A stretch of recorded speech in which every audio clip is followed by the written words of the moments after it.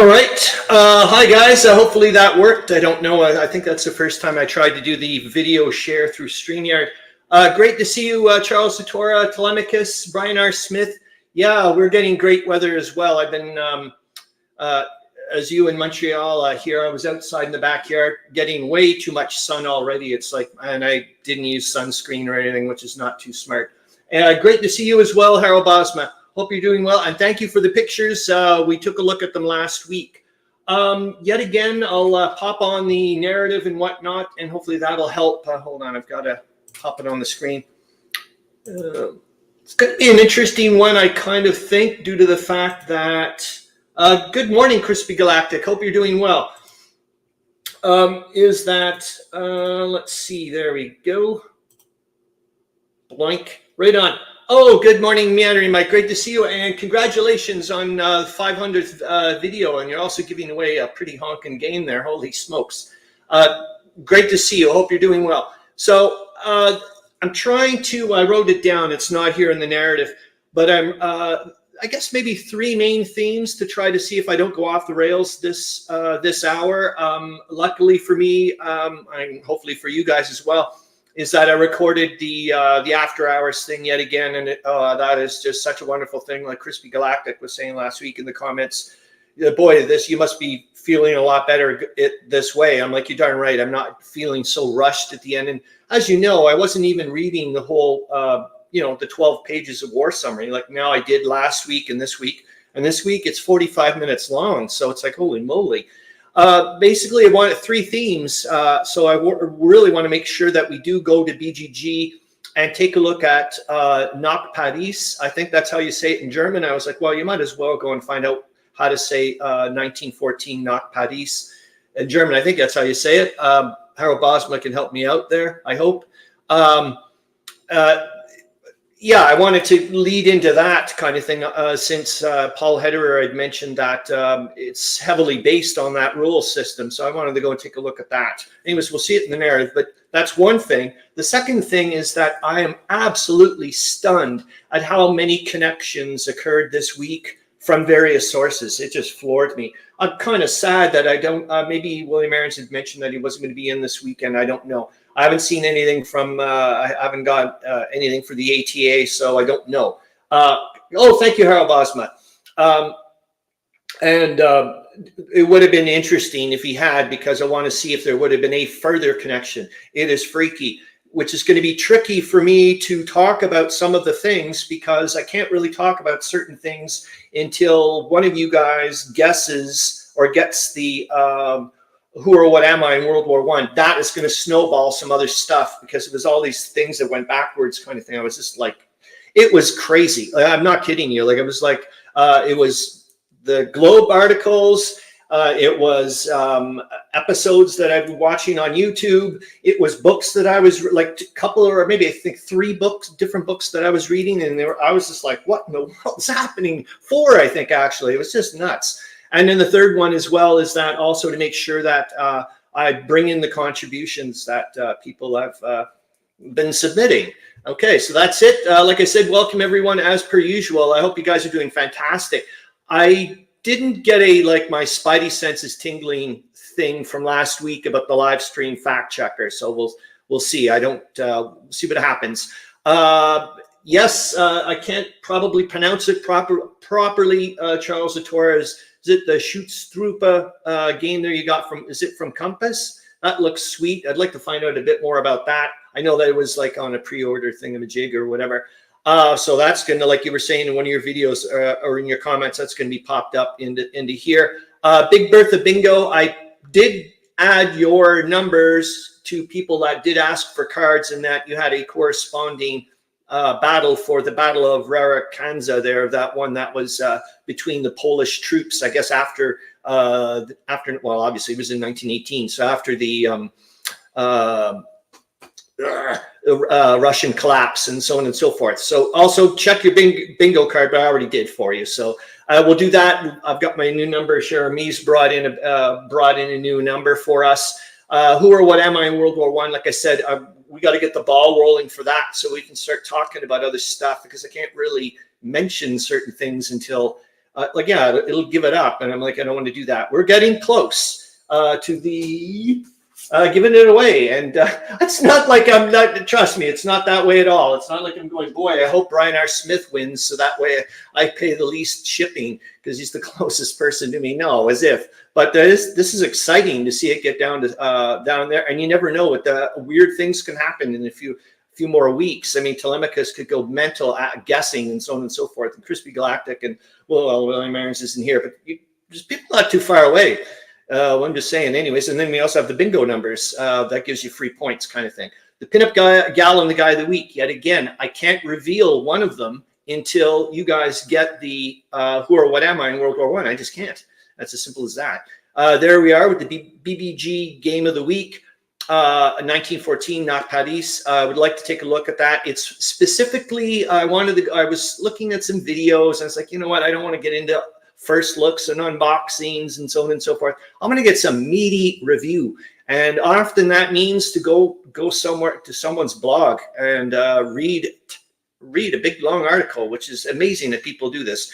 Anyways, I went on there. I went in the review section for BGG, and oh my gosh, super duper nice to see you, Corvinus Wargaming, because you had mentioned earlier that the odds are you were not going to be able to pop in, and I was like, oh, it just sucks because to me you're almost like the resident Ottoman expert for us, and you can fill in so many blanks. It's not funny. It would be awesome.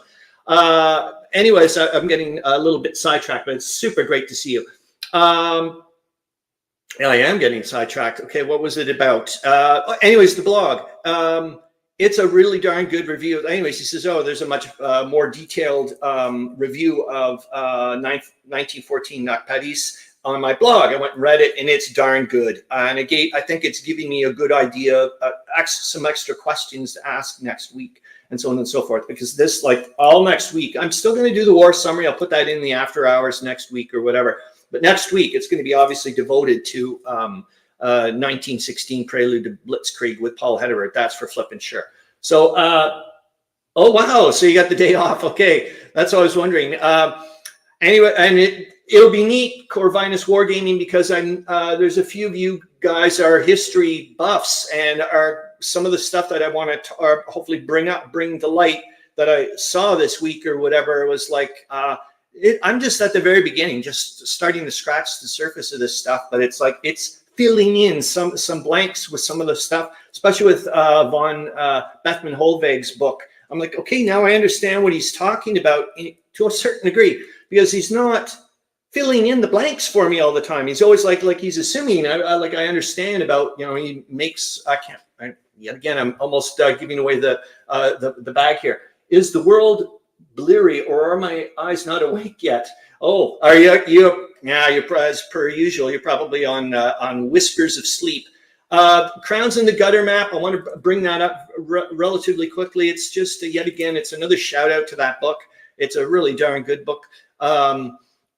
I don't use it enough, and I was taking a look at the maps at the very beginning again. I was like, oh, let's pop that in. It should help some things with context and whatnot. So, The Ordeal by Battle. It's a little tiny book that I picked up at the used bookstore there at the War Museum, but it's at work right now. It just mentions that at the beginning, and yet again, another connection, of course, because the Battle of Jutland is ending today, and I was just where I'd left off at work with this little book. What's this? And I'm like, oh my God. And he talks about that Admiral Jellicoe during the Battle of Jutland was the only man who could have lost the war in the course of an afternoon. Whispers of Sleep will be my new band name.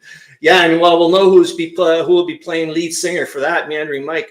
Andrew Chung's series on the Great War at Sea, Jutland, he responded and said, no worries. If you want to pop in any of my videos or a segment of my videos on your live stream things there on Saturday, go for it. And I was like, oh, thank you so much. The Grog Shed sent me a submission about a video of a military band in England playing some World War I songs, long, about 8 minutes long. I obviously can't do it because of copyright, whatever's, but I will put it in the links. Can't put things in the links until after the show because, like I said, I'll reveal too many things. Meandering Mike mentioned to me about a video of Eastern Front World War I animated 1916 to 1917. That's going to be in the links for you guys to watch. Jezza 1 continues to pump out the Weltkrieg stuff. It freaks me out, though. He said at the end of March 1915, I've been playing for over 2 years, and I'm not even finished at the November 1914, and he's doing an extra front and so on. So that's just great. Not So Quiet on the Western Front, episode 28. I've listened to this 1.5 times. The Home Front Women this week. It is freaking amazing. Really, really good. Yeah, it's just one of those things yet again. I'm like, man, I've got so much more to learn. It's not funny. This is a thing that came up in the articles, which was connected also with what William Arends was bringing up last week and what we'd seen hinted a little bit about at the Globe thing. Meandering Mike says, my alarm pulled me out of an amazing, vivid dream dealing with a red-hot frying pan and was trying to escape the assembly line. What the hell? Jesus, Murphy. I don't know what you put in your Fiji water. Jesus. Anyways, it's an article regarding President Wilson's speech. And it mentions something about the Bosnian crisis. And there's one of the connections. I think, well, it's on May 29th here. And we're going to take a look at it later in the week. The week that is that on May 29th, the British Foreign Office denies German statements as to the Bosnian crisis. And I was like, what the hell are they talking about? And so lucky for us, the chronology book, not all the entries, but a lot of the entries have a little footnote thingamajig. So off I went to the back of the thing for that year in the chronology book. And lo and behold, the guy's got this thing here. It says extracts from correspondence of British ambassador at St. Petersburg in 1909 show that Great Britain was opposed to war on behalf of Serbian claims. War was averted by Russian reluctance to press those claims to the point of war. And there's going to be a third connection later on when we start looking at the articles. I was like, what in the world is going on? Chrispy Galactic, you stop it. Hot Frying Pan is my new band name. General History of Europe, 1880 by 1945, which you can access free on the web. It's this book here. I picked this up, I think, at the thrift store. I'm not really sure. It doesn't really matter. Is the fact that I've been wanting to get to this book. It's kind of like I've been sitting over on that shelf there, kind of like, oh boy, wouldn't it be nice to get to that point now? But things are starting to, I need to connect dots. And I was like, oh my God. So I went off to this and it's connecting lots of dots for me. But guess what? You can get this entire book free on the web if you want. So no problem. You can convert it to EPUB and away you go on your e-reader. Charles Latora says, same like I'm exhausted. Went to bed after 2:30 in the morning, got up around 6:20. Typing with one eye closed. Oh, Chrispy Galactic is saying sorry. And Meandering Mike says, don't stop, Chrispy. We love you for it. Excellent. And there's another thing I can't talk to you about until the thing is revealed, the 19 something or other. And that General Joseph Gallieni died this week. He was the French general, I think, Mr. Cab Driver. He was the guy that ordered all those Parisian cabs. The Battle of Mons, is it? I'm not sure, but it's not like I don't know too much about the Western Front in 1914. We'll get around to it again when we finish 1918 and whatnot. That'll be great. Is that I think he was the one that ordered, commandeered or whatever. He paid the taxi drivers, let the things run. But they used a bazillion taxis or whatever to bring soldiers to the front. I don't think it was terribly effective, but it must have been pretty cool looking. And then the week that was, we'll get to that, the Globe War Summary, and that's it. Okay, let's get straight off to Corvinus Wargaming, Battle of the Marne. Okay, thank you. Yeah, is it that one then? Okay. Anyways, yeah, hopefully we'll get to take a look at Mr. Gallieni a bit. Boy, did he ever have not the best. Seems like a lot of people didn't have a lot of good relations with General Joffre, but I don't know. I don't know yet again too much about the French thing, but it just I often keep reading off this side. It's like, boy, he's a bit pissed off for this person and so on and so forth. Harro Bosma says, yes, the Marne. Thank you. Oh, this is excellent. Thank you, guys. Okay, so let's go to, I'm going to stop this. No, I'm just going to put me like this. I'm learning. And then I'm going to give you guys your first, and boy, oh boy, I'm excited. Well, of course I'm excited, and I hope to God you guys get it quick, so that way I don't have to, I can get on to the other stuff here. Okay, so here we go. There's your first clue although I was not directly involved in the war, what happened to me had a profound effect on it. Who or what am I? And I'll put that in the comments as well. Hold on. All right. Jesus, I almost read out the file name to you guys. That would have been terrible. Oh my God. Holy crap. All right. So there you go. And remember, you get a point even just for guessing. So there you go. And let's take a look at the narrative, because I'm going to get off into Corvinus Wargaming says Franz Ferdinand. Interesting guess, but you are incorrect. Like you're taking me off on like as per usual with you guys. It's like you say something and my mind goes with it. Where are you on here? Where are you, Harro? You're way up there now. That's why I can't see you. Tolemykus says medicine. Interesting. You are incorrect. Wow. Brian R. Smith says Einstein. Oh my gosh. That's an interesting one. But you are incorrect. Charles Latora says a very cryptic clue. Excellent. I'm glad that it was. Chrispy Galactic says helium. Interesting. And Meandering Mike says Marshall Orbital Balloon Recon. Wouldn't that be amazing? And you get a point, obviously. Okay, I'm going to give you your next clue. I'm wondering what's going to happen if somebody's going to snag it. Although glimpses of me could be seen as early as 1908, I did not come into my own until 1912. Who am I? Or what am I? I'll start doing that. And no, that was not a Freudian slip kind of thing of saying, oh, it must be a who. That's not what I was doing either. Okay, hold on here. I'm putting it in the comments as well. All right. Charles Latora says airplanes. Oh, I like that one, but you are incorrect. Tolemykus says a gas mask. Interesting, but you are also incorrect. Meandering Mike says Titanic ocean bottom tours. Oh, my Lord, Lifton.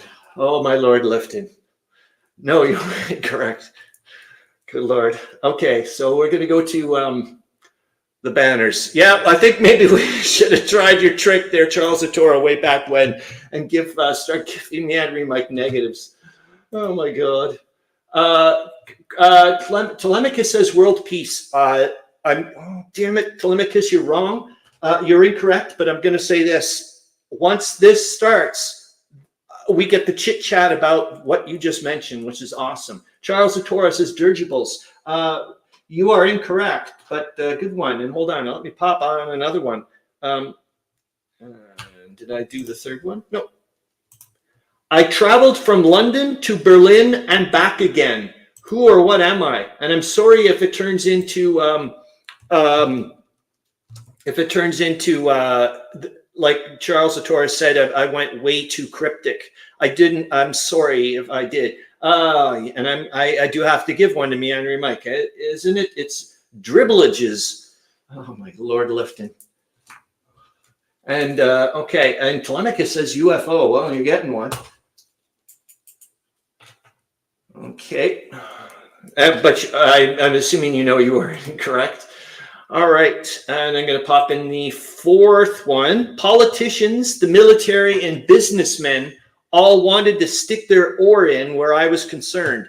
Who or what am I in World War I? And I'll put that into the comments. Oh my gosh, look at them all coming. Hold on here. I'm liking this. Carrier Pigeon Network. Meandering Mike, you are incorrect, but you're getting a point. Brian R. Smith, The Telegraph. Ooh, I like that one, but you are also incorrect. Harro Bosma says The Zeppelin. You are also incorrect.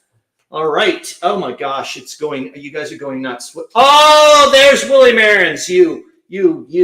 Tolemykus, inflation. You are incorrect. William Arends, hold on there. I got to give you a point. You're incorrect. Corvinus Wargaming is, I'm stumped. I'm not giving you a point for that though. But maybe because you're just such a nice person. But anyways, here, I'm going to give you the fifth one. And then I'll also put that in the, if I had, now we're going to see somebody get it, I think. If I had succeeded I doubt there would have been a Battle of Jutland. Who or what am I in World War One? And there it is. I put it in. And William Arends, please let me know if you did pop in an extremely late ATA. I didn't see anything. Chrispy Galactic says radar. You are incorrect. And you're going to get a point, though. Oh, my gosh. We're getting down to number 6. Oh, my God. Please don't tell me this is going to be the very last time or the very first time that maybe I was just I wasn't very good at I just was like Charles Latora says, I was just too darn cryptic. That would suck. Charles Latora, the Dreadnought. Oh, I like it. But you are incorrect. I really do like that because it certainly got a lot to do with what we're talking about. Meandering Mike says surface reflective sonar. No, but you are incorrect. Oh, darn it, Tolemykus, you're so bloody damn close. It's not funny. But I can't, you know what? We're going to say this. If you guys, I'll give you, how about, I don't know how to do that. Hold on here. I got to give, I forgot to give Meandering Mike a point there. Harro Bosma says the aircraft carrier. Interesting, but you are incorrect. Oh, did I give you the 6th one yet? Yes, I did, didn't I? Hold on. I think, yep, there's Harro Bosma. Did I pop it in the banners? No, I did not. Okay. One side just could not, and that's why I said about the treaties here with Tolemykus. One side could not make a promise and the other to let go. And in the end, I failed. Who or what am I? Gamers with Coffee, Ashley, the blockade. Great to see you. I hope you're doing good, but you are incorrect. But you're getting the point. William Arends says, sorry, I haven't been feeling, oh my gosh. Well, like yet again, I just wanted to make sure that I was going to check that you wouldn't, that would have been missed. That would have, if I had missed it, that would have sucked. Oh, I don't want to do that to you. But obviously, I hope you're going to feel better this weekend, man. And I hope you're getting the good weather that we are. And Brian R. Smith is as well. Meandering Mike says League of Nations. And we're going to be talking yet again about that. You're so flipping close to it. It's not funny. Gamers with Coffee Ashley says, I'm good at work, so I can't be too long. Well, I'm super glad that you popped in to say hello to us. And the Writers Workshop was asked last night. They're like, is that a pigeon behind you? And so I got to chit chat about that the whole share me thing, which was awesome to do. And you said the blockade, Meandering Mike's world deliberative bodies. No, you're incorrect. Hold on. Okay, so you know what? Maybe I'm just going to have to give you guys. I'm going to have to maybe just give Tolemykus partial points. What do you think? Does that make sense? It's not. How does that sound? Yes, I know it was really nice, Ashley. It was really super duper nice to be able to chit chat about that, and and yet again to tell people more about the story of Cherami and everything. What do you think? I think that's all right to give. I think that'll give a little bit of interesting zip to it. What do you think? It's not full on, but he's pretty damn close because you're going to see what I mean. It's just, like I said, maybe I was just too cryptic. So the answer is, how do I put this in? I guess I think I can create a banner. There we go, and I'll put it in that way. It was the Haldane mission. Have you guys ever heard of that? Well, we're about to find out about it. And I'll pop this. I'm going to get rid of the. So I guess I was too cryptic, or too just whatever. I'm going to hide the banners. And so originally I wanted to. William Arends says the international accord about Bosnia and Herzegovina. Learning, yes. Okay. Let's start getting into all these crazy connections. I'm hoping, anyways. So the Haldane mission. Yet again, it's starting to. This thing, that book that I've mentioned before about the book Dr. Von Bethmann-Holweg, and he's talking about the stuff leading up to the war and mentioning things about the Agadir crisis, and we're going to look that up in a minute, and something about the Haldane mission, and but not being specific about it, just because, like I said, he thought I know what he knows what, or I know I should know what he's talking about, kind of thing. But I was like, just kind of whatever. And I know, okay, there's got something to do with Morocco and whatnot. And then I go and look up and then about the Battle of Jutland and so on and so forth, and find out about the naval arms race, and that there was the Haldane mission, which was back in which is going to connect the dots with the Pinup Gal and Guy of the Week, because both of them came from the articles. I don't know if you guys remember this article. I'll pop it up. Hopefully I can pop it up here. It was about Albert Baleen. That's how I think you pronounce his name. I'm going to put it in the thing here. Hold on. I'm going to really try as hard as I can, guys, to, oh my gosh, Meandering make a World War I failed equivalent of the 10-year later Washington Naval Treaty. Oh my gosh, Meandering Mike, does it? Hopefully we'll get to hopefully we'll spend as much. But like I said, I want to get back to Knock Paris as well, or at least show you guys the blog bit. Just keepers. Well, I got 35 minutes left still. They were so flippin' close back then to stop the naval's arms race. It was not funny, and it just seems to have got caught on a couple of things. One was that obviously the Germans were heavily reluctant to call a pause or a halt to their naval expansion. Especially there was another thing that Tirpitz was about to pop in. A little bit, even the Brits didn't even know about it, and that got signed after, and that just kind of killed everything. But the other thing I think was from what I've been reading, hold on here, and so this is about, you haven't seen it yet, sorry, I'm going to present it. I got to get back to I can see. Gamers of Coffee Ashley says, doesn't it take place in Skagerrak, North Sea? Yes, it does, absolutely, and it's happening right here. It's ending today. Like 60 miles off of Jutland, Denmark. Yes, it's happening right here, right now. It's happening, man. It started yesterday. It's just crazy. So this was an article that we saw this week, and I was like, what the hell is Albert Baleen? Oh, you guys can see it here. I'm babbling away about it. Okay. Good. You guys can see that pretty darn big, I think. So Albert Baleen is anxious about the economic war to come. And I posted just the headlines about it. And I was like, oh, who is this person?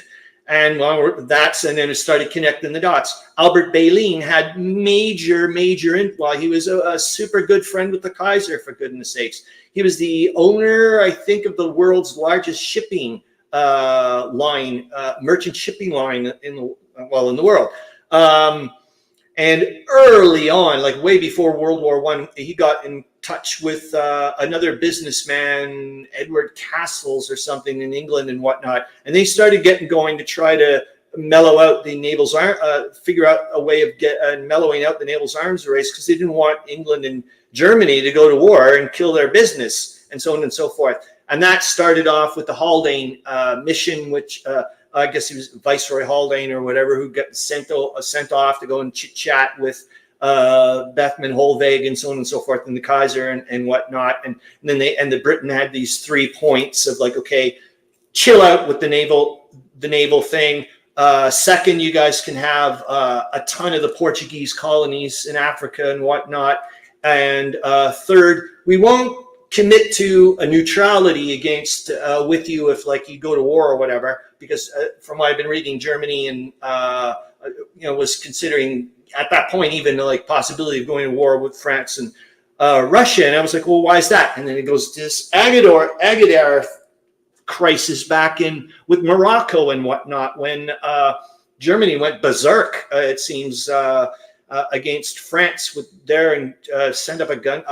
This is all early stuff for me, but I was sent up a gunboat. But like I said, now I can pop all this stuff in the links and sources and links, and you guys can go take a look at it yourself. I was going to read a little bit of this, not the whole bloody thing.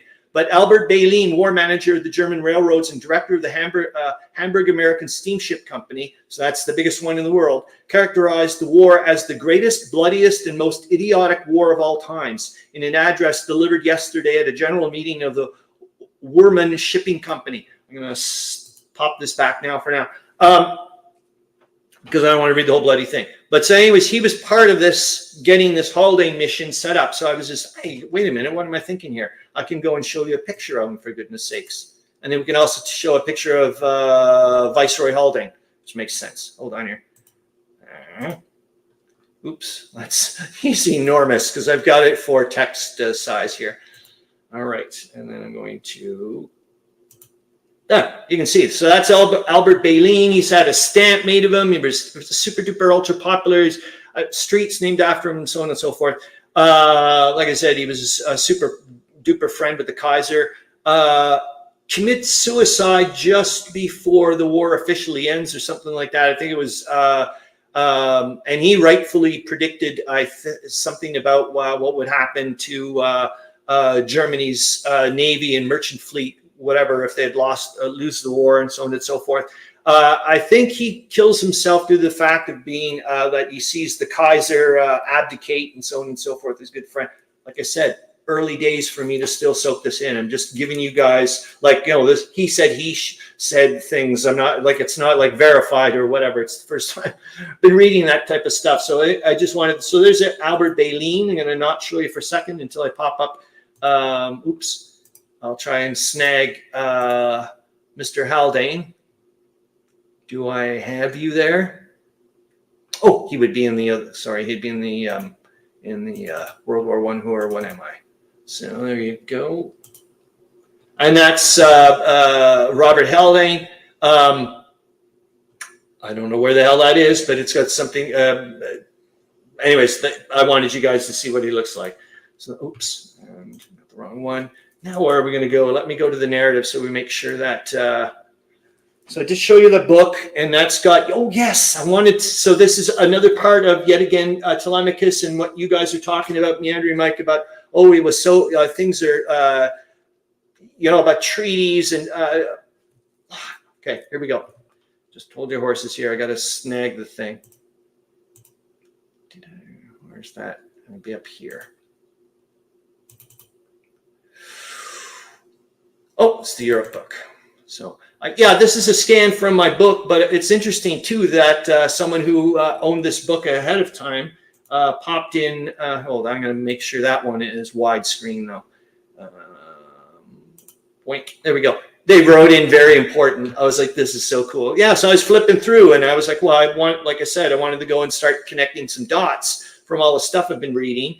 And then I was like, well, let's go to that book and go to International Relations, 1901 to 1914. Just going to read a little dinky bit, but I think it's going to connect a lot of dots with what you guys are talking about.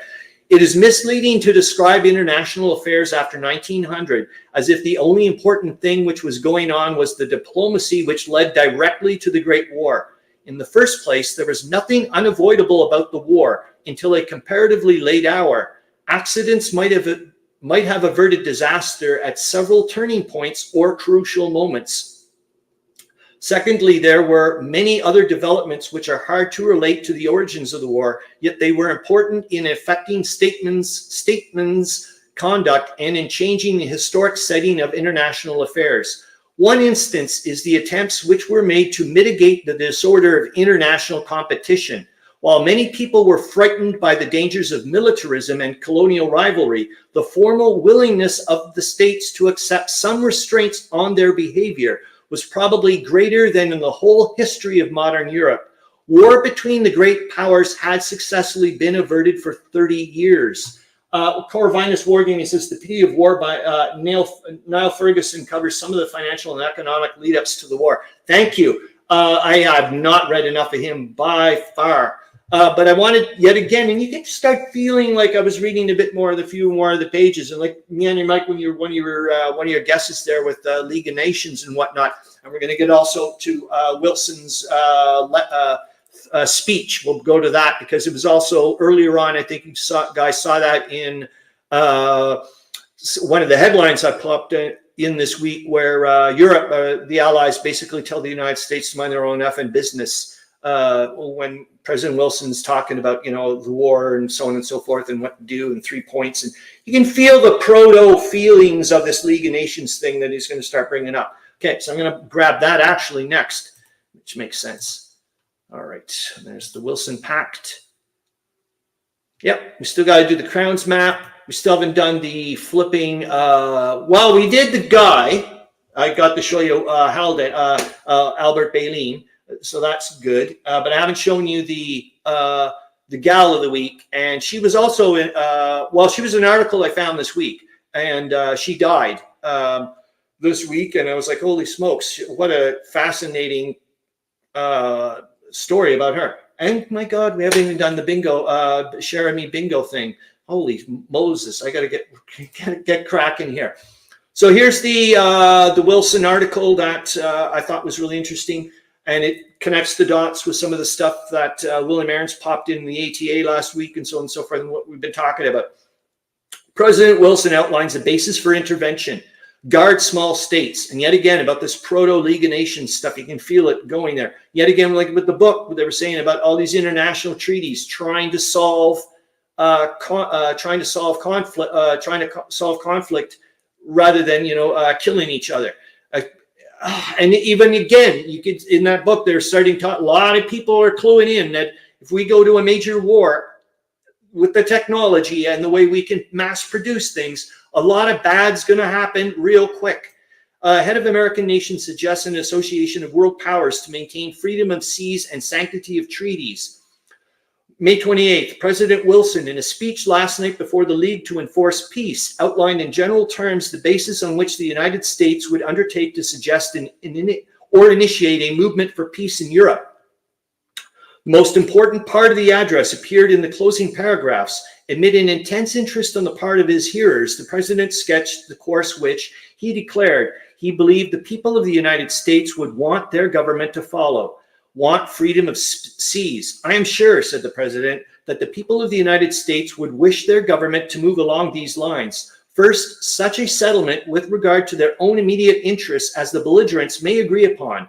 We have nothing material of any kind to ask for ourselves and are quite aware that we are in no reason or degree parties to the present quarrel.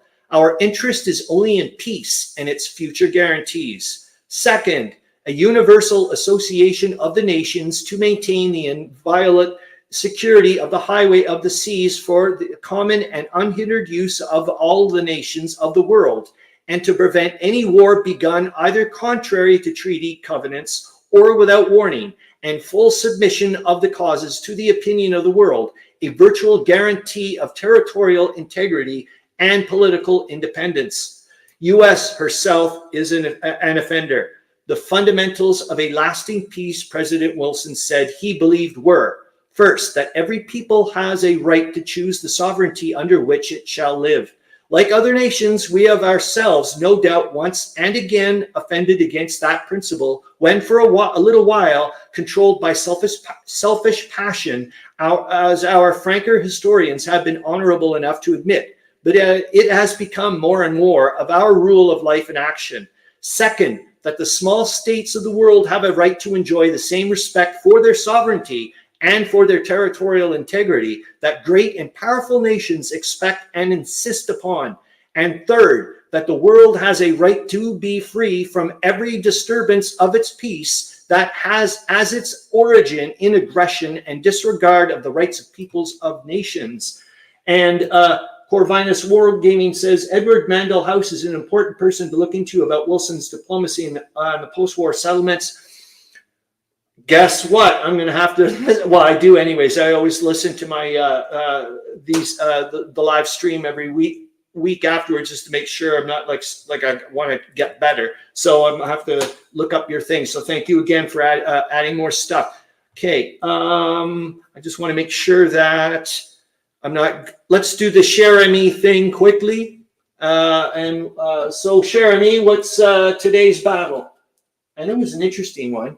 Well, they all are as far as I'm concerned, but I mean, what I tried to do when I was picking the battles, 75 of them or whatever, was tried as hard as I can not to pick battles that, was like, oh, Tannenberg again, that type of thing. But it gets me into trouble too, because I'm like, I haven't looked any of these up. And I'm like, what the hell? I got to look something up here.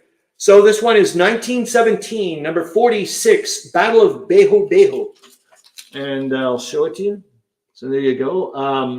And we'll go and quickly look that up. So I'll tell you from what I know about the Battle of Beho is it's in Germany, East Africa. It was shortly after General Smuts takes over the coastal town of Dar el Sheeb or something like that in September of 1916, I guess, because that's January 1917 is the battle. And they had a wicked malaria epidemic going on, so he called it quits for a little while. There was a British force that was sent out in January, a small force. They ran into a column of Germans. It was, I think, inconclusive battle, but the main claim to fame was the leader of the British troops, we'll take a picture of him in a second, is Captain Frederick Salus or something. Well, come on, I don't even know. I'm trying to guess because I could just go and look at this goddamn picture. He was a famous explorer and hunter or something like that. And when he got killed in the battle, and then well, let me show him to you. Captain Frederick Salus. That was close. Okay. Hold on, I got to pop him into a normal mode. Oops. Almost got rid of him. So there he is. So that was the guy leading the small British force in January 1917 at the Battle of Beho.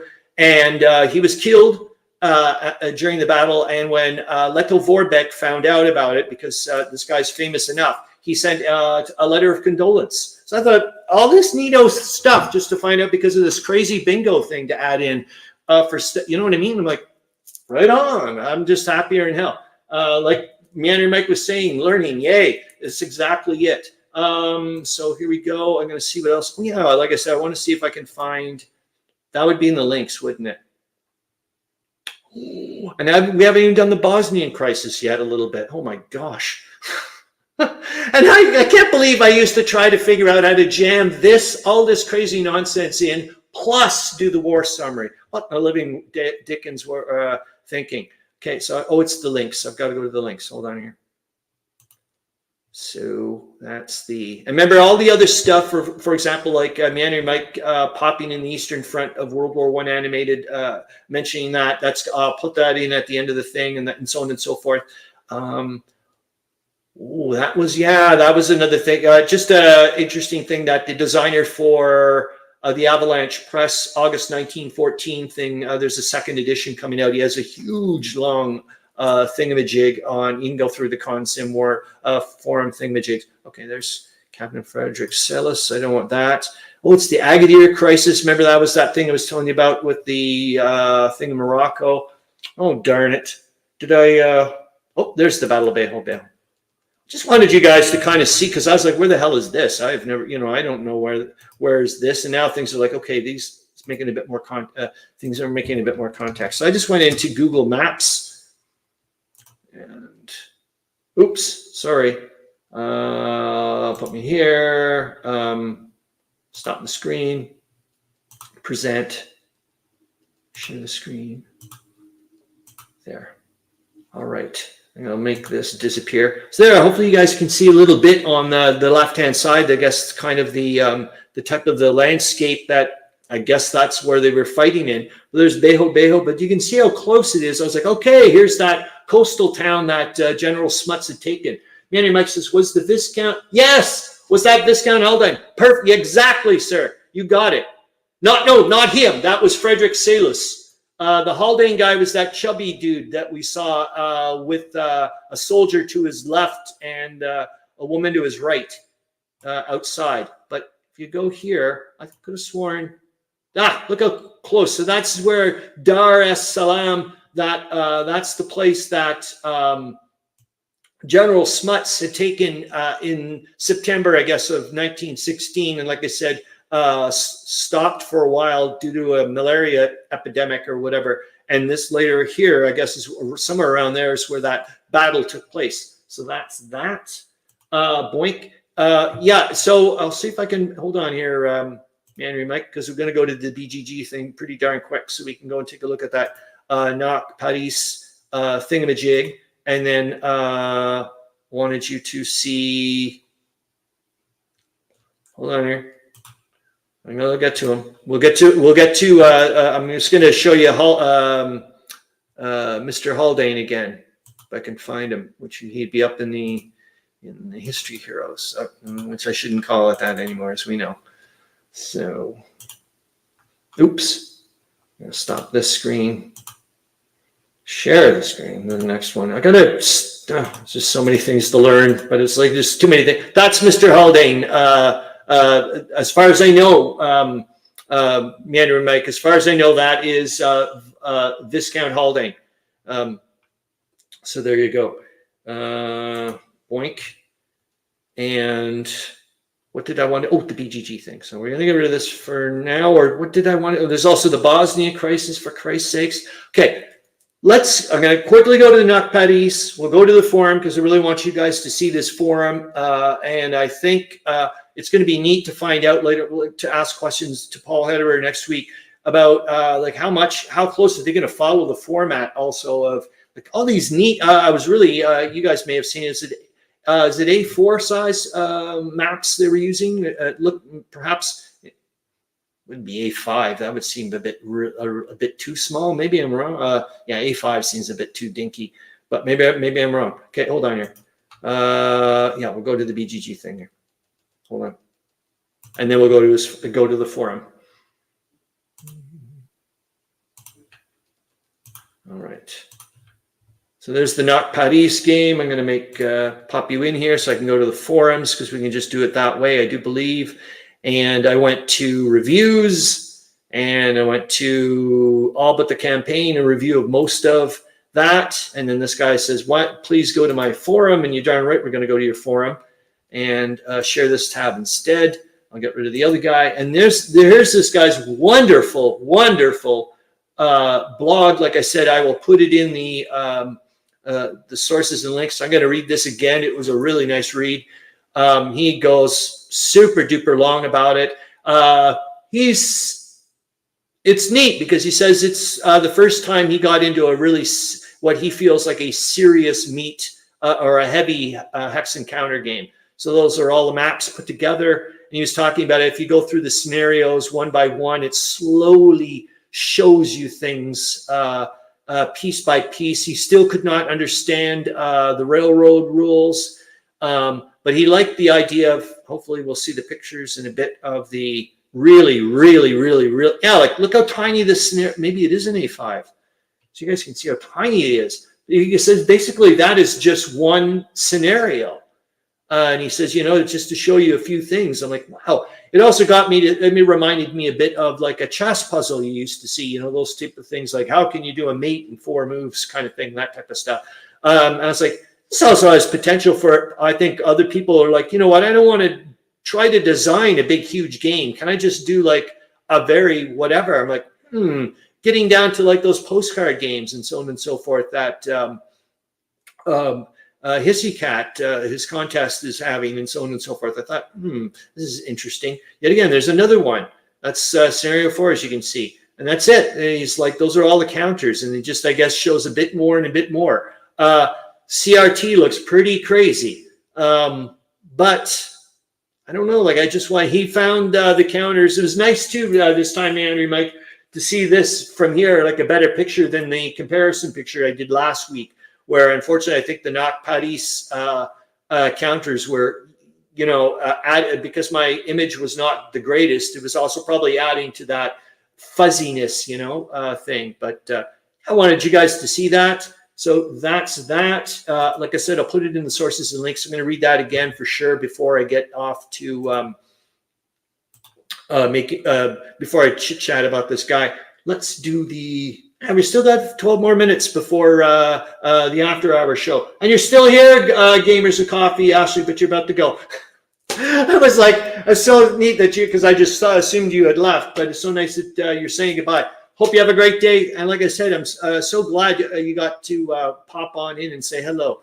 Okay, we're going to go to the Pinup Gal of the Week. And then how do I do that? Is it the Jane article? Yes. So we're going to do the Jane article first. And then, I think I could read most of it out because it's quite interesting. And then you're going to take a look at her. I know I'm being bad. I'm being a bad person.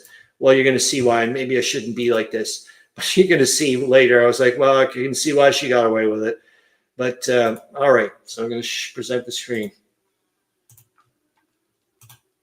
All right. Here we go here. Harro Bosma says, Not Paris has 9 of 9 A4. Okay, thank you for that one.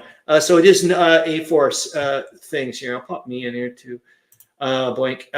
So fought with the husband in the War of 1870. And the reason why that caught my eye is because Chrispy Galactic, as we know, is caught the Franco-Prussian war bug, essentially. And I was like, oh, wait a minute. And I'm like, fought with husband in the War of 1870. So this is an article I don't think I don't think I brought it up here.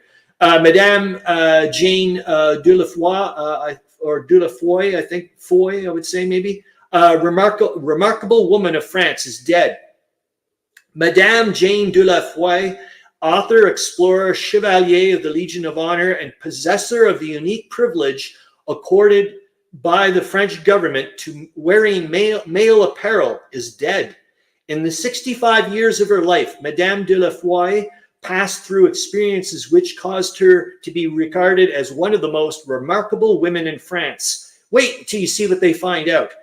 She was born in Toulouse and was not yet out of her teens when she was married to Marcel Auguste Delafoy, a young engineer. He went to the front during the Franco-Prussian War and took his bride with him.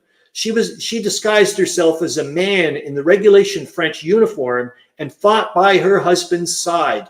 Both return unscathed from the battlefields. In the 80s, it just freaks me out because I'm like the 80s, and my brain obviously automatically since 1980s.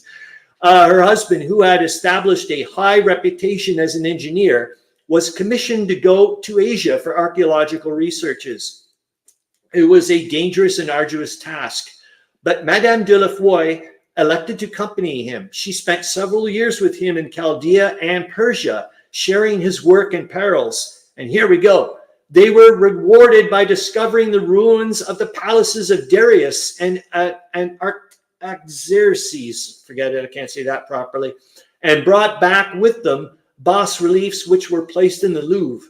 After returning to France, Madame Delafoy, who had become accustomed during her travels to the constant wearing of men's costume, received authorization to appear in public in this apparel. She wrote a large number of books on historical, archaeological, and romantic themes, one of which was cited by the French Academy as of a special excellence. All right, now let me go to a picture of her. I'm going to just make sure I bring it back to normal. Boink, boink. And I'm sorry, I know I'm being terrible, but when I saw a picture of her, I was like, well, not this one. But you can see her there. I just thought it was a nice one. But when I saw the next one, I went, well, I can see why she got away with being a man. Chrispy Galactic says, very cool info. Yeah, thanks, man. And yet again, thank you to that flipping database, man. So that's a picture of her. I went, oof. Okay, that's it. I won't say anymore. I'm terrible.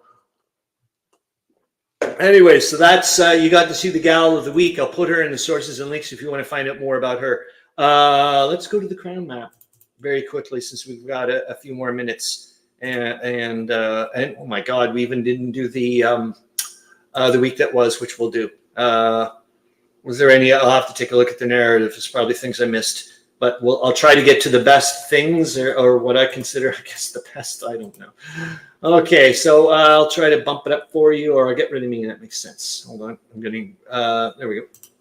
You can see that, and I'll try to make it bigger. No, I don't think that helps. Or, well, it's the best I can do. I just wanted to quickly take a look at this. Meandering just looks like she could kick my arse. Yeah. Oh, let's not get into it. Yep. I was just like, whew, Lord of mercy. No one probably batted an eye. Jesus H. Christ. Anyways, so I just wanted to quickly just to show you guys this again. Just to kind of like, or I'm not going to go through the whole bloody thing. I don't even know if you guys can read that properly. I'll try to bump it up. Please let me know if you can. Here, I'll try to, because I can't really see what.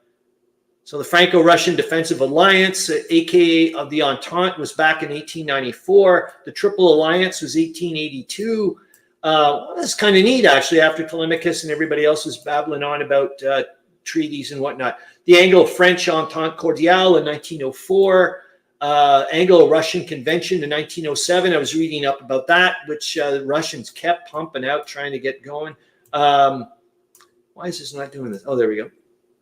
British occupied in the aftermath of the Anglo-Turkish Treaty of 1878. Pursuant to the Anglo-Russian Convention of 1907, Persia and Afghanistan were partitioned into zones of influence. Good Lord. Austro-German-Romanian alliance of 1883. Romania effectively joins the Triple Alliance with a mutual defense treaty, and the Balkan League of 1912. Gosh, I got to find out so much more stuff, man.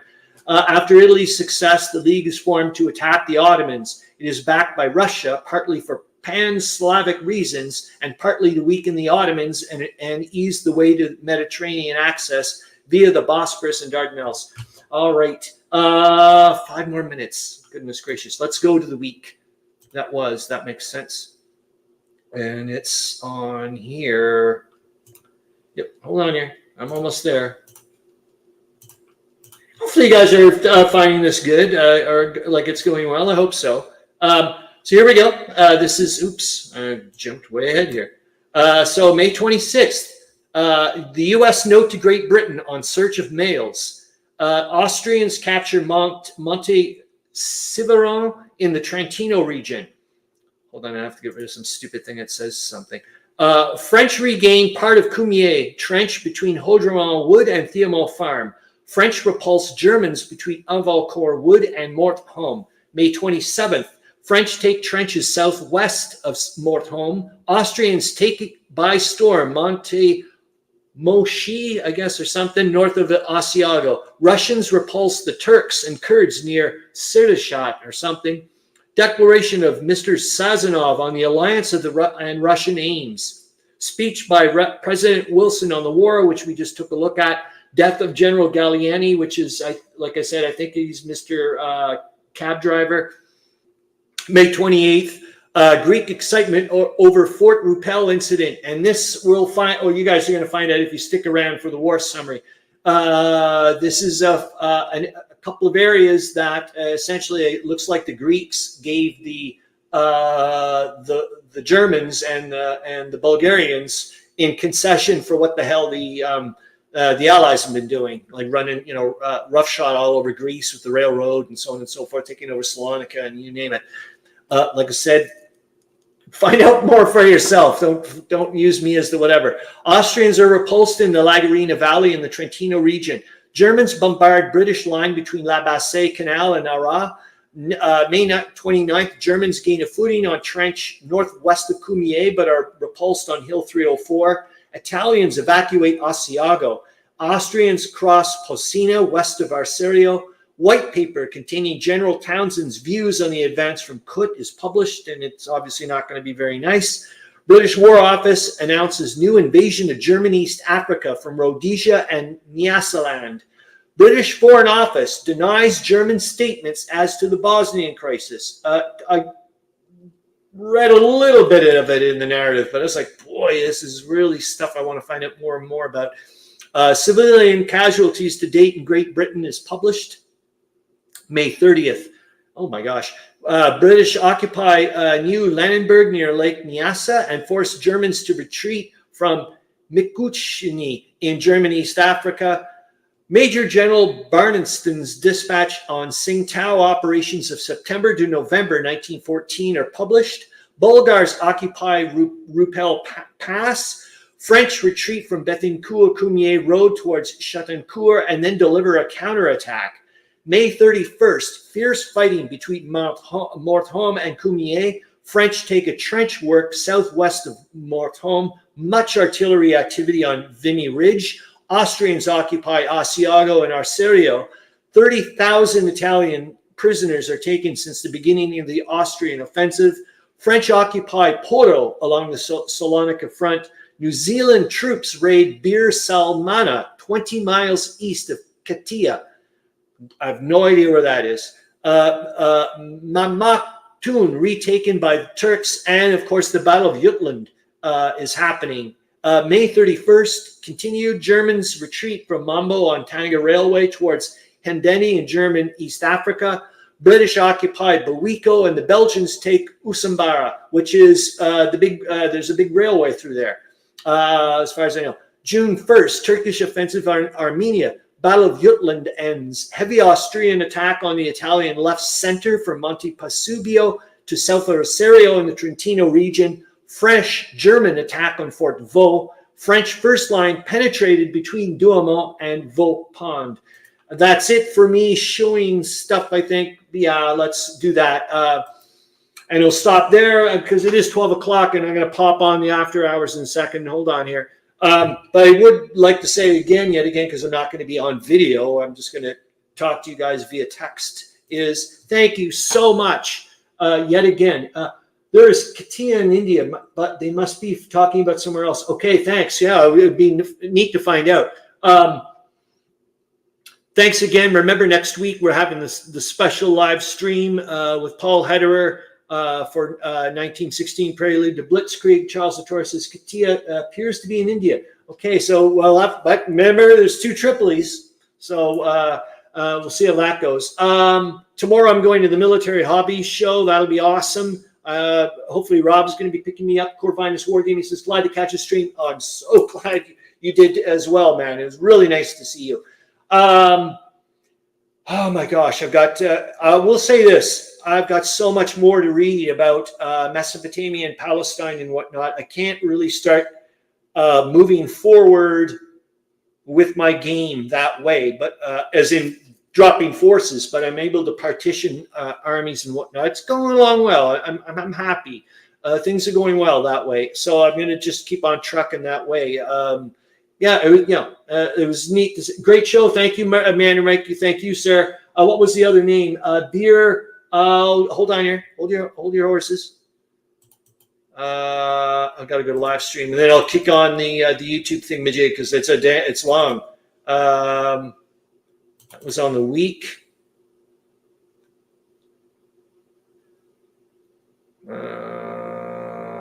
Beer Salmana. I'll put it in the thing. Beer pump. Oh my gosh. There we go. There you go. All right. So that's it. I'm just about, hold on here. I'm going to go and see. I've got to grab the bloody thing.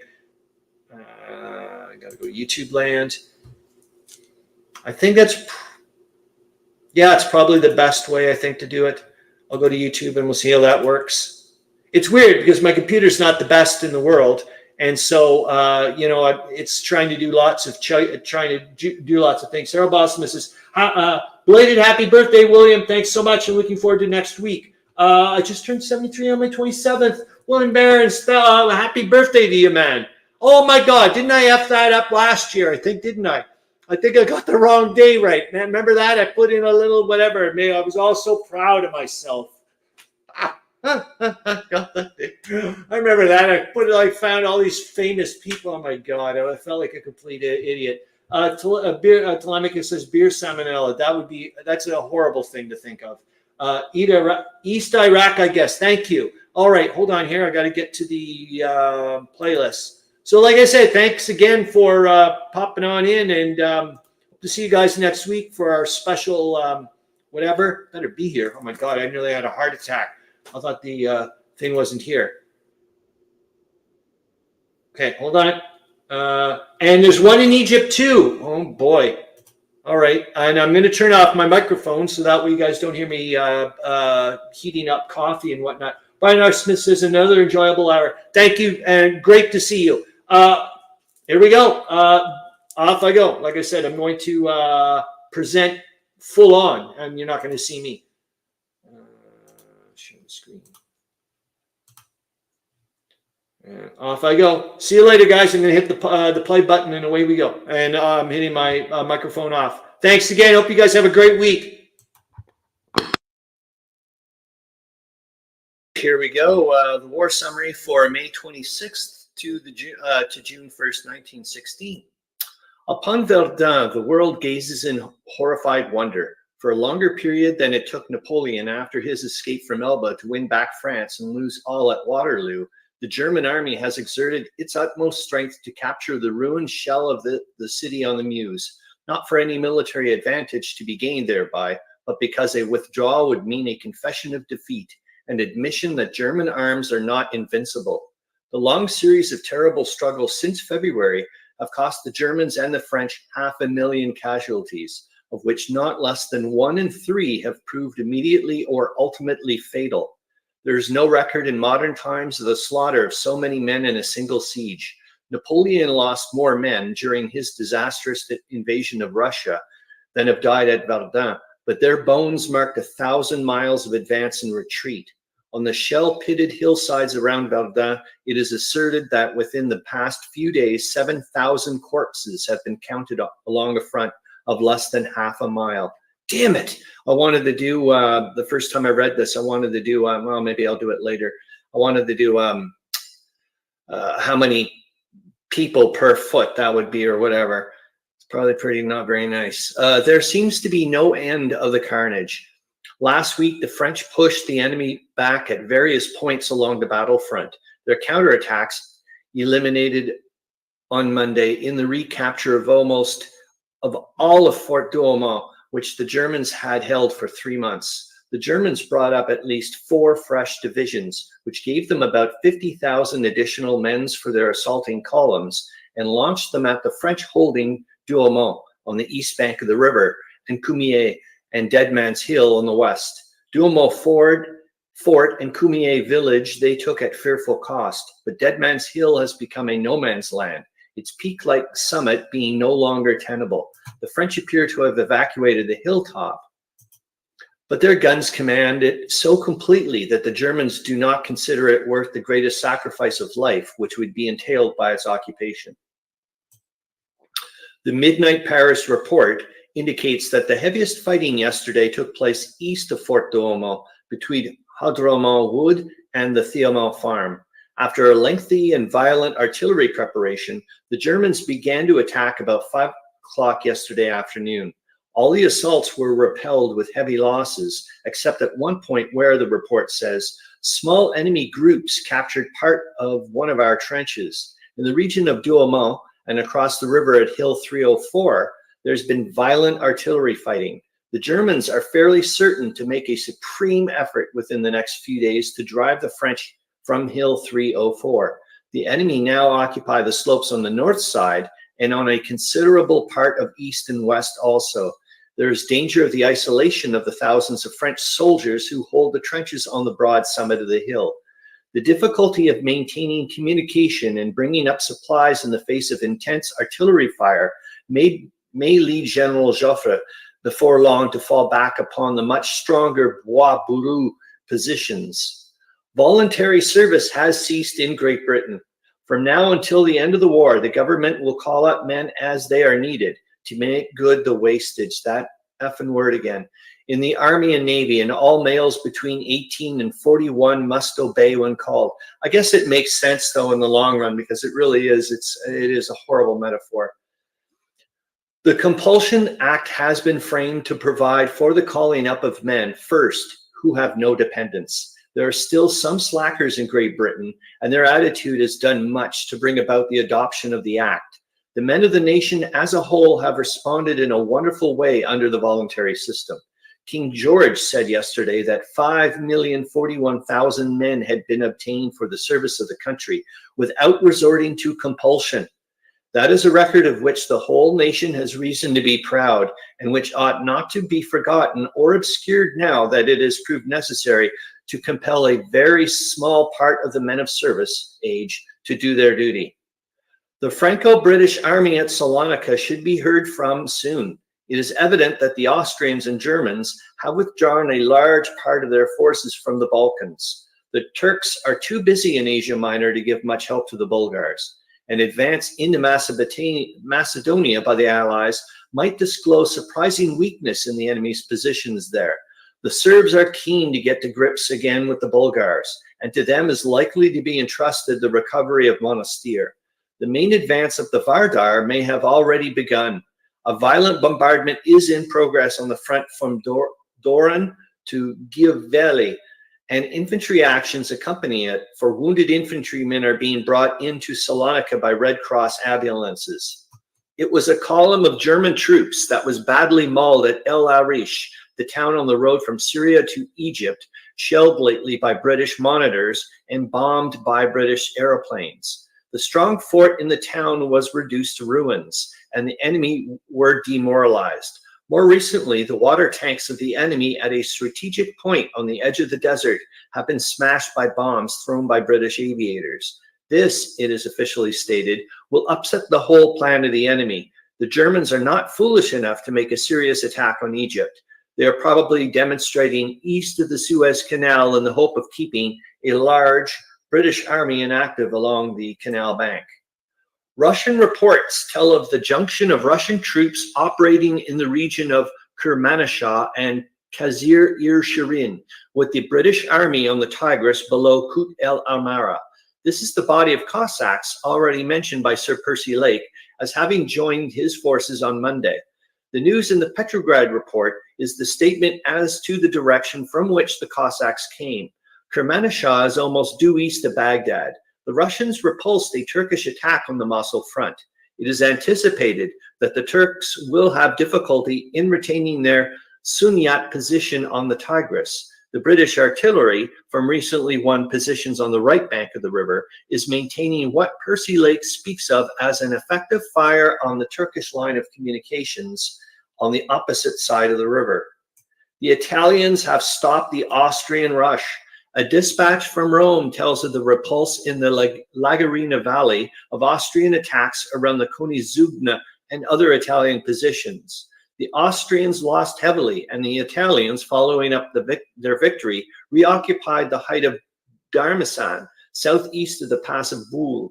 The Austrian advance down both the Adagi and the Arsa valleys must have been halted by this action, the scene of which is well within Trentino. It is only to the east of Rovereto that the Austrians have advanced several miles into Italy. They are now beginning to encounter Italian reinforcements thrown forward all along the front in great numbers to check the rush. Hold on here. Grab a sip of water. The furious and incessant fighting on the northern front of Verdun during the past 10 days is dying down, probably because of the utter exhaustion of the surviving combatants. On Thursday night, the French directed a vigorous attack upon German forces that had obtained lodgment in some French positions east and south of the wood of Haudremont. The captured trenches were retaken. Yesterday, the enemy centered his efforts on that part of the front adjacent to Fort Douaumont. The German lines, after the recapture of the fort, had been advanced somewhat to the south, and 600 prisoners and 12 machine guns had been taken. Hoping to make still further gains along the Douaumont Ridge and perhaps menace from it the French works on the hill of Vaux and on Pepper Hill, the Germans yesterday afternoon launched another strong attack southwest from Douaumont. The midnight French official report says it was completely repulsed with heavy losses to the enemy by our machine gun and infantry fire. There were no infantry actions in the Dead Man's Hill region, but the guns of both armies have been carrying on a very active artillery duel. The Germans, it is reported from Paris, are bombarding from time to time the French second-line positions in the vicinity of Hill 304. This is intended to prevent the concentration of reserves in these positions. I don't know why I said Paris when I've been saying Paris. Yeah. Anyways, meet the general assault on Hill 304, which would appear to be the next item on the hills on the enemy's program. The situation after 10 days of the most sanguinary warfare since the war began is entirely satisfactory to the defenders of Verdun. The Germans have lost not less than 80,000 men during the recent struggles, and although the French losses also have been great, they have been considerably less than those of the enemy, because during the present week, the Germans have reverted to massed formations in pushing home their attacks. A report from General Smuts to the War Office regarding the progress of the campaign in German East Africa shows that the conquest of Germany's last overseas territory proceeds without check.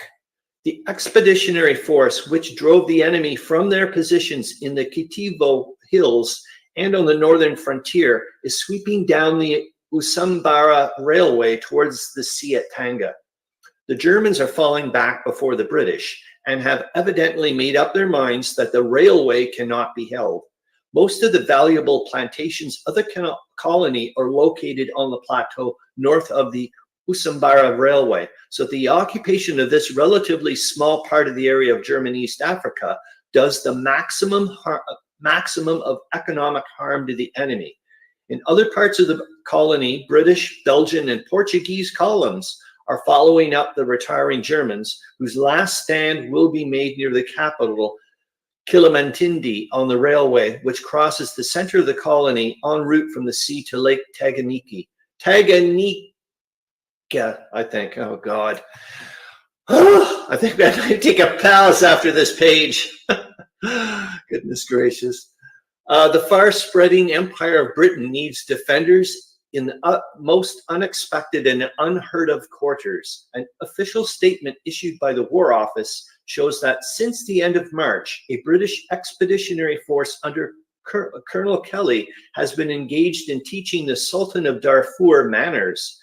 Moved thereto doubtless by German emissaries, the Sultan from his capital at El Fashir, 500 miles southwest of Khartoum in the Sudan, began in February to concentrate an army with which to invade the Sudan. The end came in May 23rd when the British expedition attacked an enemy force of between 2,000 and 3,000 men 12 miles from the capital of Darfur, which inflicted losses of at least 1,000. And afterwards occupied El Fashir. Sultan Ali Dinar fled early in the morning of the 23rd and is probably looking for the German who gave him the tip that Britain was too busy to bother about what he did. The Italians in the Lagarina Valley hold their own and are inflicting very heavy losses on the Austrian attacking columns.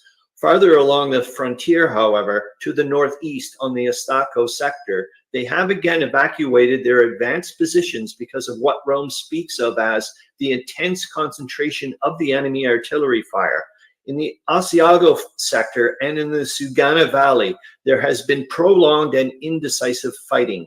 The Italians hold Mount Sivaron in the Sugana region against the repeated attacks. The Austrian rush, although not yet ended, has been seriously checked.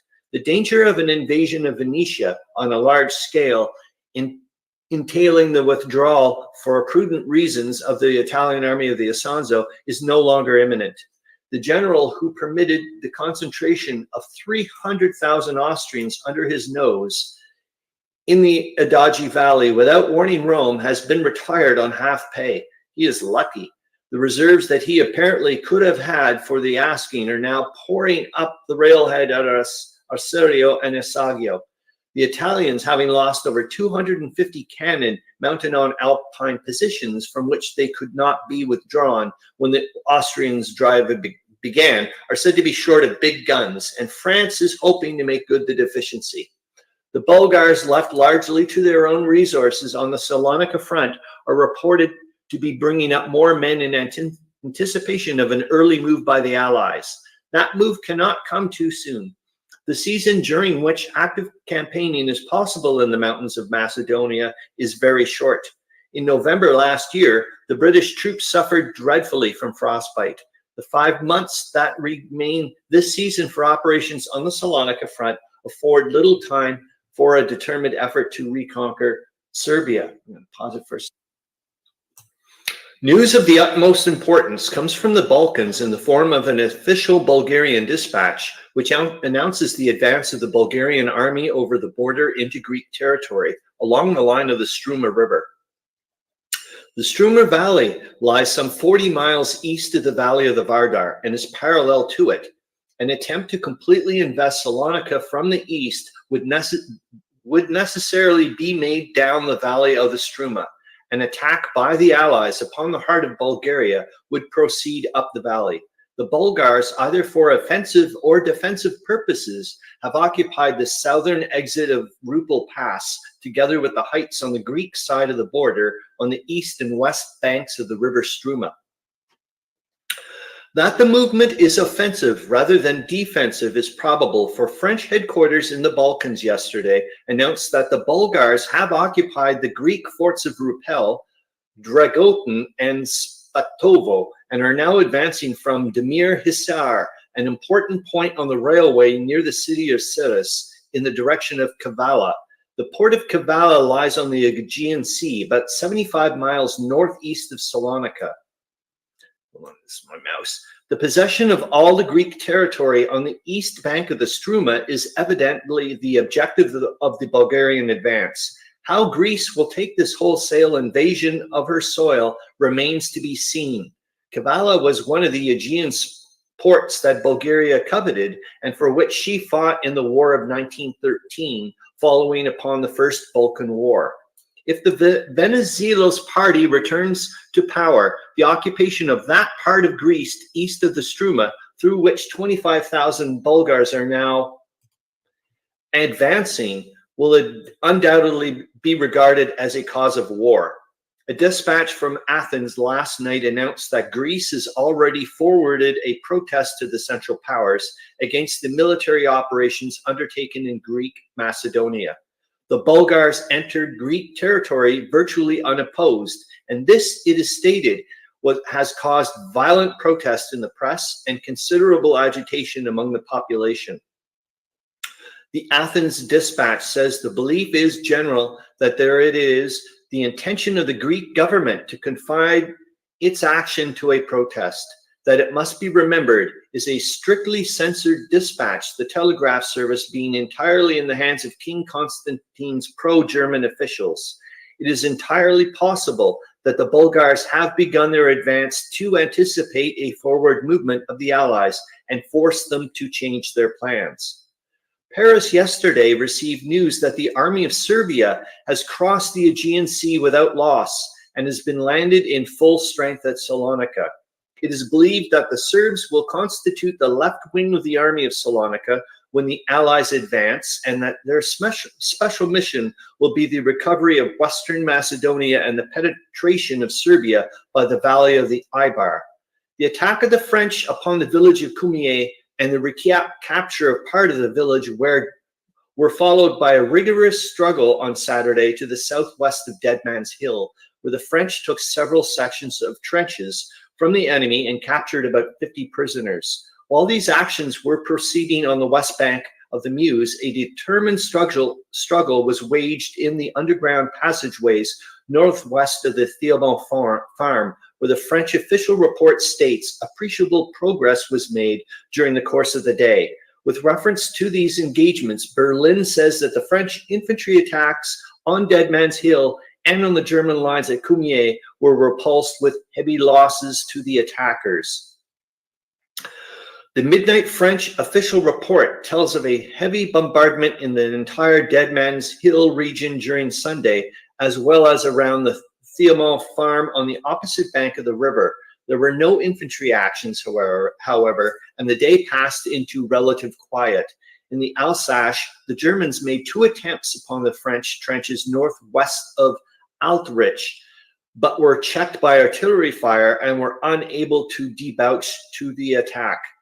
A British report, I have to look that word up, a British report on the operations in Flanders and northern France after telling of the active bombardment of the British lines at many points, including Ypres, Saint-Eloi, Fricourt, Bois, Grenier, Luce, Souchet, and Halberten, states that the Germans have been more active than usual in the last few days. Their expenditure of ammunition has been lavish.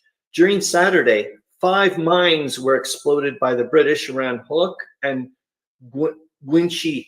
The crater of a German mine sprung west of La Folie Wood at a very important point was occupied by the British. The steady artillery bombardment of the Germans on this part of the front may be intended to conceal weaknesses caused by the withdrawal of infantry to reinforce German armies on the Meuse. From Paris comes the statement that 2 army corps, about 80,000 men, have been transferred from Flanders and the region of the Somme to Verdun. If this should prove true, the British troops on this front are likely to test the strength of the German line by frequent raids and partial advances. The Austrian drive towards Vicenza and Verona still remains the most important military operation in progress. From Milan comes the statement that the Italian population in the neighborhood of Vicenza is beginning to move south. 8 towns have already been evacuated, including Asiago, which, though deserted, is still intact. The fear of the Italian officials is that as the Austrians bring up their heavy guns, the cities upon the foothills and the plains will be smashed to pieces under the bombardment. The artillery preparations of the enemy continue upon a very great scale. One correspondent speaks of the Austrian artillery as the hugest number of guns ever assembled. Rome states that in the Lagarina Valley, the Austrians are redoubling their efforts, but are suffering vast and increasing losses without breaking the firm resistance offered by our troops. On Friday night and Saturday morning, heavy attacks were made in the direction of the Bula Pass, but without avail. In the center of the Astago sector, the Austrian pressure continues. The right wing of the Italians, which holds the mouth of the Sugana Valley, has not only held its own during the past 2 days, but has completely routed an attack of Hungarian regiments and taken a number of prisoners. The retardation of the Austrian rush is probably due to the fact that the guns used to batter the Italian advance positions to pieces are now being dismounted and brought up to the present front to tackle the main positions south of the frontier. Italian officers, speaking of the situation, state that an invasion of the Italian plain is distinctly improbable, as Italy has an extraordinarily great numerical superiority of troops at the mouths of the valleys, through which the enemy must debouch, that word again, on the plain. Cadorna, however, may feel that the Italian artillery would not be so greatly outclassed as it is at the moment were the Italians to retire to the plain of Vicenza and give battle there. The Turks cannot make an effective stand against the Russian advance from Persia to the valley of the Tigris. A Petrograd official report states that in the direction of Mosul, the Turks, supported by Kurds, took the offensive in the vicinity of Herbrecht, but were forced to retreat by a series of counterattacks at the point of the bayonet, sustaining considerable losses. Why do the Germanic powers, that's going to be a hard one to read, persistently attack despite the greater cost in life of offensive operations, instead of waiting in prepared positions for the attack of the Allies? At Verdun in the Trentino, and now on the Salonika front, the enemy has taken the initiative in the only great forward movements of the year, save the drive of Grand Duke Nicholas across Armenia. What is the advantage in striking first that Germanic strategy so invariably turns to that form of warfare? The idea behind it is that the side which concentrates its guns, its stores of projectiles, its supplies, and its reserves at a given point, and uses them in an unexpected smashing blow, forces the opposing army to change its plans and at a moment's notice. The big guns of the Franco-British army on the Salonika front and the stores and munitions accumulated for an advance into Macedonia are doubtless gathered together 60 or 70 miles from the point where the Germanic Bulgar blow has fallen in the valley of the Struma. To meet that blow, they will have to be transported with infinite labor across a difficult country and used in defensive operations against an enemy who has gained the important advantage of fighting at a time and place chosen by him. For this choice of position and of time, the enemy is prepared to pay a heavy price in the lives of the men who push forward to advance. In every case since the war began, Germany and her allies have gained distinctive advantage in the opening moves of their offensives. But excepting the invasion of Serbia, the initial advantage was not followed up in such a way as to lead to final success. The first, a great offensive in France, ended in defeat at the Marne. The second, the invasion of Russia, landed the Germans in the marshes of the Dwina and the Pripyat. The third, the drive across Serbia, was successful. The fourth, Verdun campaign, has been disastrous and would be so reckoned even were the city to be evacuated by the French. Oh, thank God, dark text. The fifth, Trentino and the 6th on the Salonika front are still undecided, but their eventual success is more than doubtful. Germany and her allies have, on the whole, made little profit from hitting first, but the General Staff may reasonably argue that had the Germanic powers remained strictly on the defensive, the situation would by this time have been much less satisfactory than it is. And besides, Germany on the defensive would encourage discontent at home and destroy the tradition of the invincibility of German arms, which is the greatest remaining national asset. For these reasons, it would appear that the Germans at Verdun, the Austrians in the Trentino, and the Bulgars on the Struma will keep up offensive operations as long as reserves can be obtained to make good the wastage. At Verdun, the struggle still centers around Dead Man's Hill and Hill 304. Yesterday morning, along the entire front on the west side of the Meuse, from Abarcourt Wood to the village of Cumier, the Germans directed an intense bombardment with shells of heavy caliber upon the French first and second line positions. Second, holy jeez. This was followed about 3 o'clock by a fierce assault on Hill 304. The first attack was repulsed with considerable losses. The enemy, French midnight official report says, renewed their effort at 5:30 and suffered a new bloody check.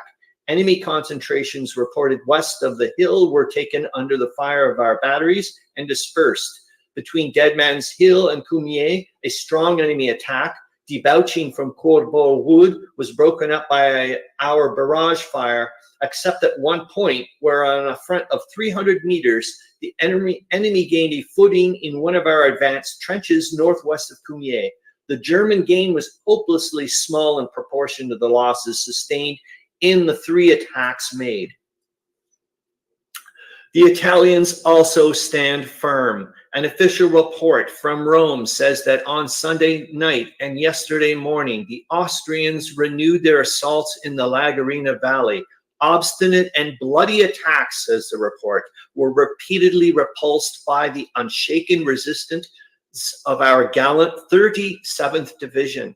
South of the Pozina torrent, an Austrian attack in force was beaten back with heavy losses after a fierce struggle. In the center, on the Asiago Plateau, the Italians are now consolidating themselves in positions that command the Asiago Basin. The Austrian rush is undoubtedly checked. The Turks are resisting strenuously the Russian advance in the direction of Mosul. The fighting in the Ravandi Hill country continues. The Kurds are taking a hand, and in an attack on a Russian convoy, lost 150 and killed. The Russian losses were only 2 killed and 1 wounded. That should seriously discourage the Kurds, who are adepts at looting, but no match for disciplined troops. In German East Africa, Smuts's team play is admirable. The British, Belgian, and Portuguese columns that have invaded the colony at 5 points are all converging towards the central railway near the German capital, Kilimatindi. Although he has the advantage of operating on interior lines, the enemy dare not concentrate all his available forces to strike at any one of the converging columns, because to do so he would leave the others practically unopposed and so permit the rapid overrunning of the colony. It would appear that in another month the capitulation of the Germans will become inevitable. Sir Douglas Haig reports a marked increase in the German artillery activity along that part of the front between La Bassée Canal and Arras, especially in the neighborhood of Luss. Arras itself, already entirely wrecked, was subjected to bombardment.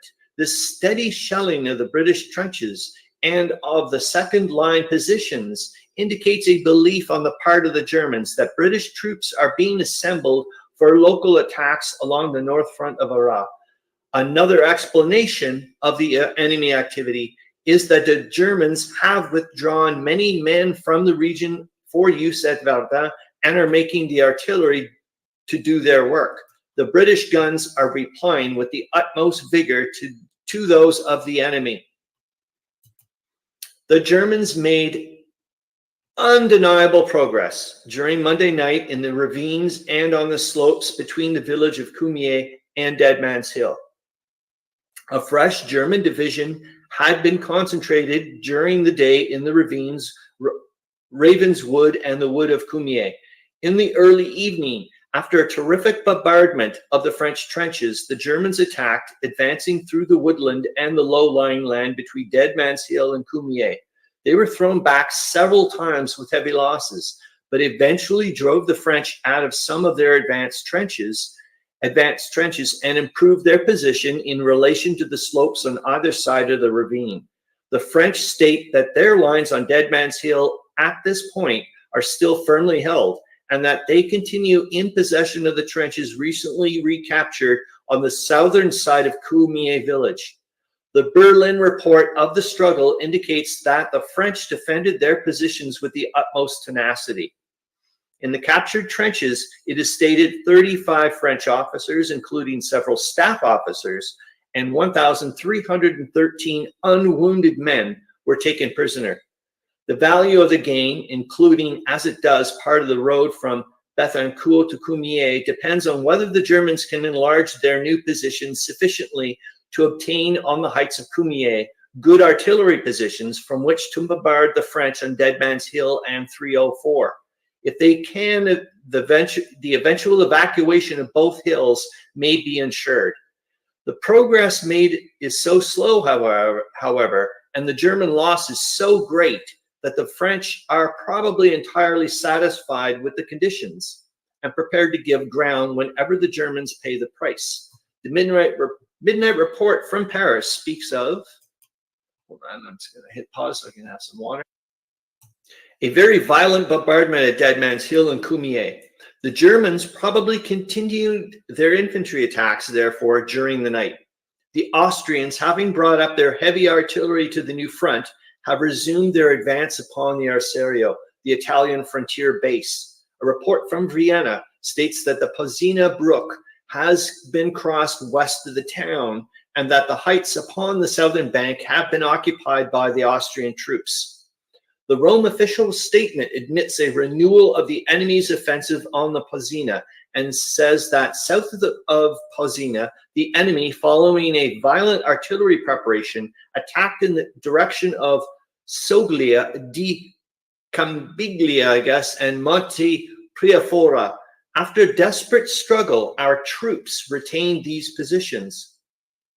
2 miles more of an advance will bring the Austrians to railhead at Arserio and enable them to cut the line that sweeps northeast along the foothills of the Alps to Asagio. From Berlin comes a statement which indicates that the Austrian advance is to be limited to that part of the frontier between the Sugana Valley and the Valley of the Adagi, with the plateau of Folgaria as an attacking base.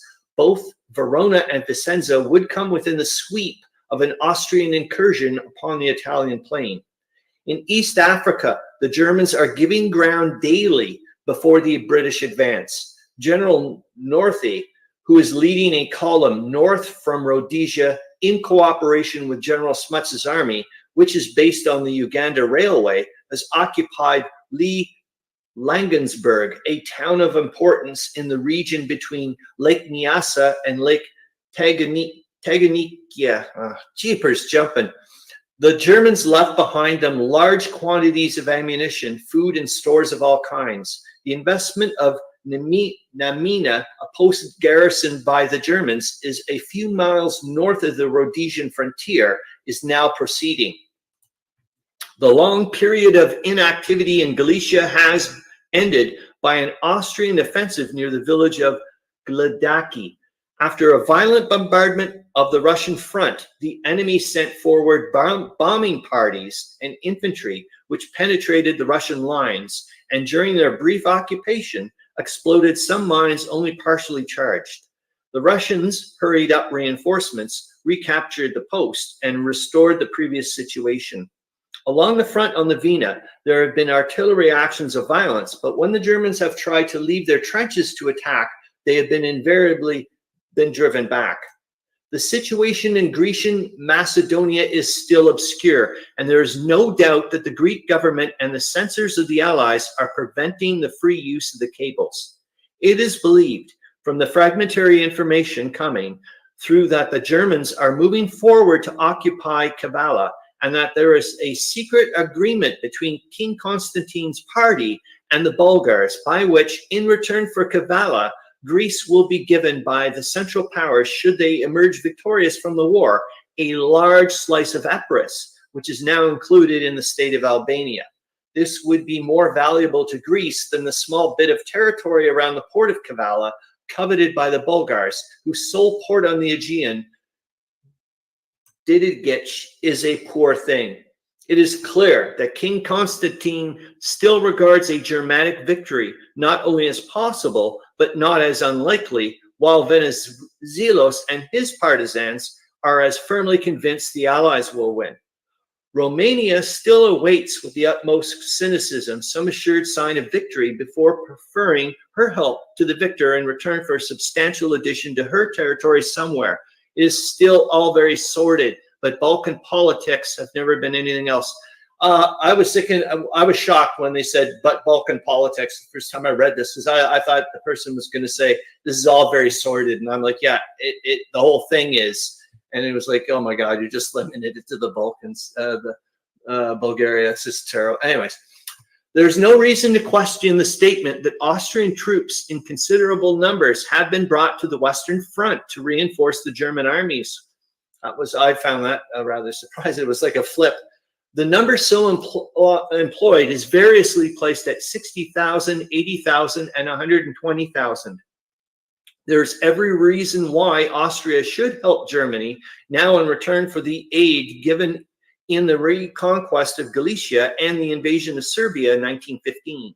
If actual contact with Austrian troops reveals their presence in large bodies, the fact will warrant the Allies in making all possible preparations to prevent the Germanic powers from obtaining a decision on two Western fronts this season, which will put France out of action and so discourage Italy that she will be eager to make peace. I don't know if it's connected, but remember, like last month or whatever, we've been hearing about Austrian artillery coming up and stuff like that. So, anyways, Britain must stand behind, that should be a fact check. Britain must stand behind France during the next few months with every possible man and gun until the Russian avalanche can be set in motion. From statements made by Mr. Tennant, Under-Secretary for War in the House of Commons yesterday, it would appear that large bodies of British troops are now being sent across the Channel. This will enable General Joffre to shorten the portion of the front manned by French troops. It may even be found practicable to lessen the terrible wastage of the French army at Verdun by entrusting some portion of the battlefront there to British or Russian troops. If the struggle around the city is to continue throughout the summer, such a measure may become necessary to prevent the French people from being discouraged by the continual slaughter of the youth of the country in the campaign on the Meuse. The Gallic spirit is still high, as the latest Paris reports prove. After a bombardment of unheard of violence, the Germans on Tuesday night and early yesterday morning drove the French out of their positions south of the Courat Wood and the village of Cumier. It looked as if the whole front was in danger as far south and east as the Châteaucourt railway station. The French rallied, however,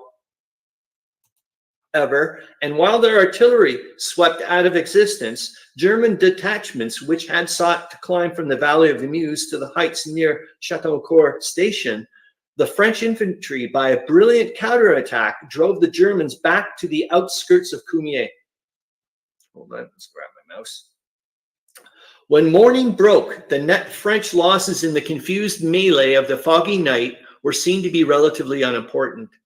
The Germans continued to pound Hill 304 and the Aboukor woods with shell of large caliber. While this bombardment was in progress, the French yesterday afternoon launched what is spoken of in the Midnight report as a spirited attack, in which they gained possession of a German work strongly organized on the slopes to the southwest of Dead Man's Hill. 220 prisoners, including 5 officers, were captured, as well as 7 machine guns. On the southeast slope of the hill, during the night, a surprise attack had enabled the French to capture 25 prisoners. The gains made on the southern portion of Dead Man's Hill position are important because the Germans located there were a menace to communication between the hill's defenders and Verdun, and to the line of retreat should it be decided to evacuate the hill. The win will encourage the French to cling to both Hill 304 and Dead Man's Hill and postpone withdrawal to the main line of defense at Bois-Brou. Official reports from Vienna give particulars of the progress of the Austrian drive upon Asiago and Ossero. The movement towards Asiago is a converging one, and the enemy is making gains on both the northeast and west, which may force the Italians to evacuate the town without a fight. The advance south of the Posina continues, and Monte Priafora, the dominating peak of the Ossero sector, is now in the hands of the Austrians. The report adds that during the past 2 weeks, the Austrians have captured 30,388 Italians, of whom 684 are officers, and have taken 200 guns. If the enemy debouches on the Italian plain in an endeavor to overrun Venetia, can General Cadorna hold him? There seems to be no apprehension in Rome regarding the result of such a struggle. The Austrian success in the Trentino has been the result neither of numerical superiority nor of the superior fighting quality of the Austrian troops, but of the outranging of the Italian guns by heavy Austrian artillery. When the enemy comes down the plain, the greater part of his advantage will be lost, and numbers will begin to tell. The fighting on the lower Isonzo has proved that in trench warfare, with its bombing, mining, and bayonet fighting, the Italians, man for man, are more than a match for their foes. Hold on. Good Lord. Cadorna, like Joffre before the Marne, may be willing to see the enemy spread himself out in a region where he can be got at. Up to the present time, he has had to do all the attacking. The Italian official report tells you the annihilation of Austrian columns which advanced to the assault in the Lagarina Valley after an intense preliminary bombardment with heavy artillery. The fighting was fiercest around the pass of Boal, where the Italians repeatedly issued from their trenches and drove the enemy back with the bayonet. On Priafora, the Italians regained their positions after being driven out, but were compelled later on by the enemy's violent artillery fire to withdraw slightly on the southern slopes of the mountain. The Russians in Armenia are now encountering the full force of the Turkish defense. In the directions of Diyarbakir, the Turks took offensive on Sunday, and during their advance occupied Generet. The Russians counterattacked and ejected the enemy. The Grand Duke is probably holding back for reinforcements. As his lines of communication in a hostile region lengthen, his striking force must become less powerful day by day, apparently entirely from the wastage by death and wounds. And the last bit here.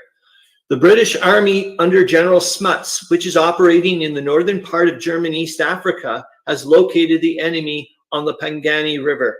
The position held is a strong one, and on a narrow neck of land between the Agari Mountains and the Pangani. General Smuts is a bore. He is not likely to try a frontal attack, but will probably leave an investing force on the Pangani and continue his march along the railway towards Tanga. Once the country is effectively occupied and supplies are cut off, the positions on the Pangani will not be so desirable as it seems to be at present. All right, I hope that went well. And thanks for listening.